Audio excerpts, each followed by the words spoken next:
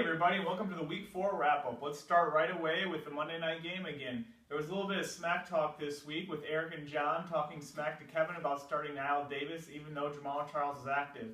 And while Jamal Charles had a blow-up game, Al Davis still did enough to give Kevin the win.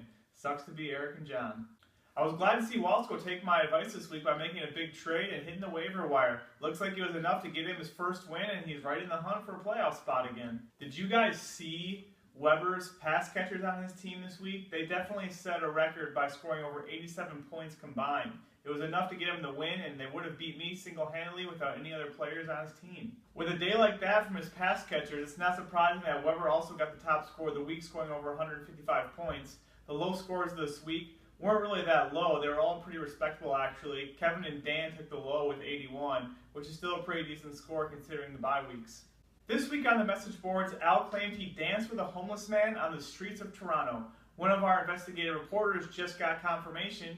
That man? Rob Ford. Do we have our first true league feud starting between Al and Dan? It really heated up on the message boards this week. Some videos going back and forth. I'm not sure if these guys will ever be able to squash the beef, but it should be interesting for the rest of us. We reached out to Al on this feud to see what he had to say about it. Dan, real quick, just a quick message for you, buddy.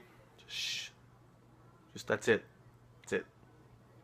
Calls to Ace Boogie LLC were not immediately returned, so I guess that's it. We'll have to see where this feud takes us. As the commissioner, it's my job to make sure player safety is the #1 priority. I want to make sure everyone in this league is safe, and there were some serious allegations alleged this week, with Eric citing that he was threatened by getting cut from an anonymous source. Now, we as a league have done the best we could to obtain any sort of footage or evidence of this, and we obtained this text message.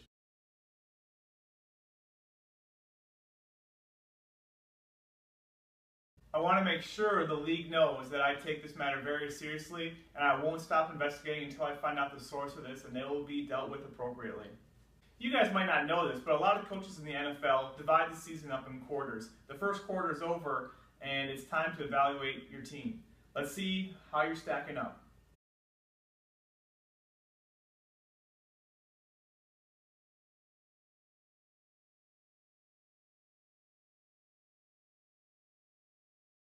Now that we're a quarter way into the season, I can start taking a look at games that have playoff implications. This week, the matchup of the week is Bouse vs. Dan. Should be a good matchup between two good teams. If Bouse can get the win, they will both be tied at 3-2. And that's it for the Week 4 wrap-up. I'll see you guys in Week 5.